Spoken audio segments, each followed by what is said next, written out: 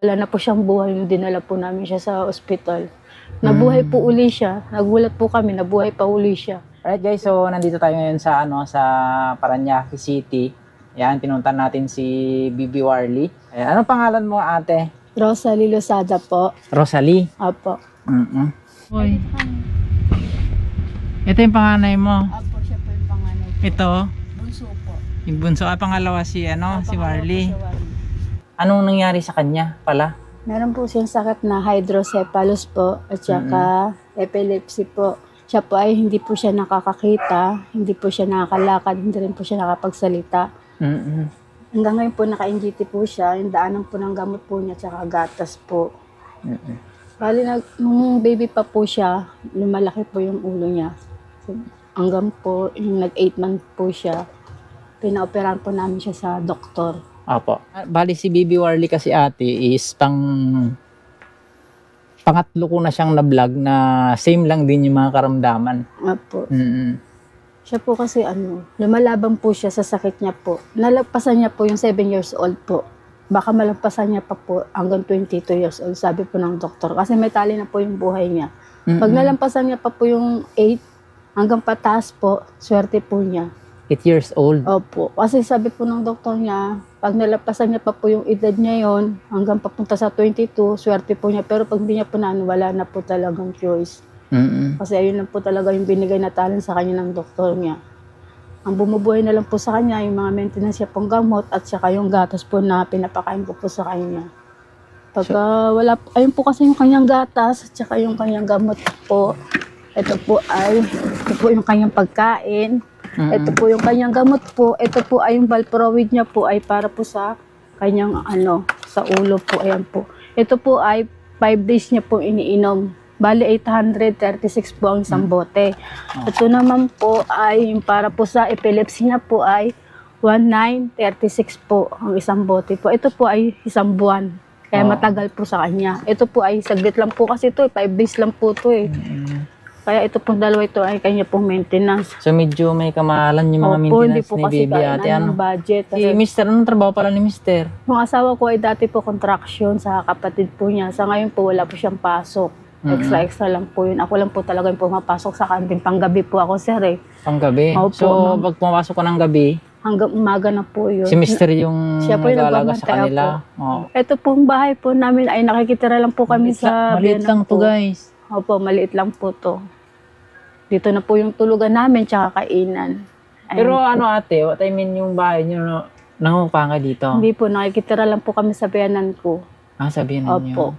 So malaking bagay din yun Kaya guys malaking na binabayaran libre yung tinitira nila. Pero medyo sa gamot lang ni Baby Warly yung Warly yung medyo may mataas yung maintenance guys. Opo, mataas po yung maintenance po. Buti nga po, mataba po siya ngayon. Dati po, payat po siya, butot balik. Ilang taon na pa pala si Baby Warly ate? 7 years old na po siya ngayon. 7 years old na Opo. siya. Ayan po siya. Tulog. Hindi Opo. natin pwedeng gisingin kaya Tulog na po siya. Nung pumunta po si Kuya Benjay, siya ay po gising. Naglalaro po siya. Ayun po, kasi puyat po siya. Sagay po kasi gising po siya hanggang madaling araw po. Kaya sa umaga po, tulog po siya. Sa gabi, gising po siya. Naglalaro po siya. Magdamag Pero po. nung ate, nung pinanganak niyo po siya, Malaki. Yung pinanganak niyo po siya, normal naman. Normal po siya. Yung pinanganak ko po siya sa bahay, normal po siya. Tapos po, nung isang buwan po siya, bigla pong lumaki yung ulo niya. Hanggang po yung buwan-buwan na po siya, palaki ng ulo niya. Inoperahan po siya ng doktor 8 months po. Nilagyan po siya ng tubo. Ayan po yung tubo niya po. Mga kababa, ayan po. Ayan po yung kanyang tubo. Ayan. Ayan. Ayan po yung sa leeg niya po ay hanggang leeg po pinasok ko yan hanggang dito po sa pantulo. Parang yung sa sa isang na-vlog ko din. Ganyan na po. Ngayon po maganda na po yung Pero nakakagalaw siya ate, Opo, nakakagalaw naman po siya. Yan, pag-lipat-lipat po siya. Ibig sabihin nakakalakad din siya. Hindi po siya nakakalakad, hindi po siya nakakaupo. Hanggang ganyan na po siya. Nakakahiga siya pero nakakagalaw siya. Opo, nakakagalaw po siya. Bali po kasi itong kamay niya po, hindi niya po magalaw. Paralyzed na po yan eh. Kasi po pag ina-atake siya, dito po siya, ito po ang... Parang yung kay Baby Emmanuel. Gumaganon po siya kasi di ba yung gumaganon siya. at saka itong paa niya. Kaya po ito na-paralyze na po to. Pero tinerapy naman po ito, hindi na po talaga nakaya. Po. Pero ito sa kabila nagagalaw niya po yan. Ito hindi na po. Kaya lagi po siya nakaganyan. Humihingi pa rin po ako ng tulong sa mga kababayan na sana po, kahit po sa gamot lang po ni Baby Warly, kasi hindi po kasi kayang ang bili namin nung kasi po yung kinikita ko lang po para lang po sa pagkain namin. Nag-aaral pa po yung panganay ko grade 1. Hindi po talaga magkasya, sir. Hindi kaya po kasi hindi po ako nakakabili ng gamot niya kasi dito na lang po sa gatas niya. Ayan po, pag wala akong pera, ganito po. Pero pag may pera po, Bear Brand po talaga yung kanyang gatas po. Pero pag wala pa akong pera, ayan lang po kaya kong bilhin. Tsaka yung diaper po niya. Kasi di naman po pwede pag wala po siyang diaper. Kasi malakas po siya umihi. Dahil po dito sa tubig po sa ulo niya. Ayan po siya. Ayan. Nagpapasalamat pa rin po ako sa Diyos kasi marami pa rin pong tumutulong sa anak ko. Kahit sa mga gamot po, tsaka gatas po, okay na po yun. Malaking bagay na po yun para po sa kanya. Wag lang po talaga po siya mawalan ng gamot. Kasi mahirap po pag nawalan po siya ng gamot. Inaatake po siya ng epilepsy. Minsan po nung inatake po siya noong June 23, 2022 po ay nag-50-50 po siya. Wala na po siyang buhay. Dinala po namin siya sa ospital. Pinagalitan po kami ng mga doktor. Na-survive niya po yun. Nabuhay po uli siya. Nagulat po kami, nabuhay pa uli siya. Ibig po sabihin, hindi pa po siya kinukuha sa amin ng Diyos. Yan, may awa ang Diyos, ate. Opo. Ano? Siya lang po magsasabi kung hanggang kailan po yung buhay sa amin ng anak ko. Mag-aantay pa pa. Tsaka hindi pa ako susuko. Yan, prayers lang talaga, ate, at manalig lang tayo. Opo, Ano? hindi pa ako susuko. Hanggat nandiyan pa po siya, lubalabang po siya, lalabang pa rin po kami ng papa niya para po sa kanya. Tama. Kaya sabi ko sa kanya, wag muna siyang kunin sa amin kasi hindi po namin kaya na mawala siya. Kaya ginagawa ko po lahat para po sa kanya. Kuya, marami pong salamat po sa inyo. Hindi ko po talaga akalain makakapunta po kayo dito sa amin. Ako guys, sa totoo lang, hindi naman ako mayaman. Isa lamang akong delivery rider. Pero sa ganitong paraan guys is, yung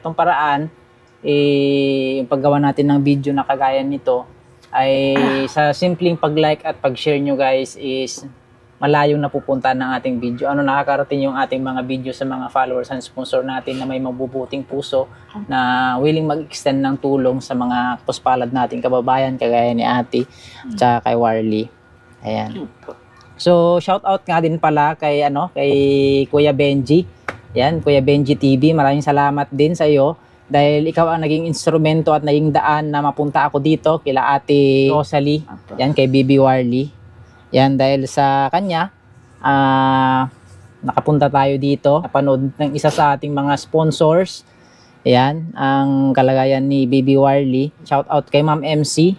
Ayan, nagpaabot siya ng tulong financial ate para kay Baby Warly na 5,000. Salamat talaga. Hindi ko talaga akalain na pupunta kayo. 1, 2, 3, 4, 5. Salamat po ulit sa inyo po. Ma'am MC, maraming pong salamat sa inyo sa binigay niyo pong 5,000. Pambili po ito ng gamot ng anak ko at gatas po niya tsaka diaper. Kaya nagpapasalamat pa rin po ako sa binigay niyo pong tulong. Maraming pong salamat. God bless you po at ingat po kayo palagi. Salamat po talaga sa Diyos dahil meron naman pong tumulong sa anak ko na sponsor. Lalo na po kayo, Kuya Henry. Maraming pong salamat. Ayan po. So, ganun lang talaga yung ginagawa natin, na pagtulong. So, hindi naman ako mayaman. So, sa ganitong paraan nakakapag-extend tayo ng tulong, karating yung mga video natin sa mga tao may mabubuting puso na willing na mag-extend ng tulong sa inyo. Ako nga po, marami po talagang salamat. Nalaking tulong na po talaga to para po sa gamot niya. Paubos na po kasi yung gamot niya eh.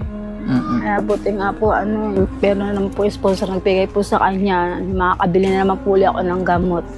Yan. Kung wala po talaga, mag-aantay na naman po ako. Kung makakaipon po ako dun sa pinapasukan ko kasi 300 lang po talaga isang araw, hindi po talaga kaya. So yan guys, so sa mga willing mag-extend ng tulong kay Baby Warly, pwede nyo po akong i-PM sa aking Facebook page o isi-send ko po sa inyo yung account nila ate.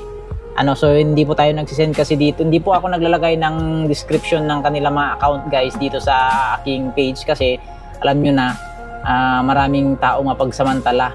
Lalo na sa mapagsamantala sa kapwa kahit na alam naman nila na ganun na yung kalagayan is sinasamantala pa nila. So sa mga willing ma-extend ng tulong guys ay PM nyo ako and isi-send ko sa inyo yung account ni ate.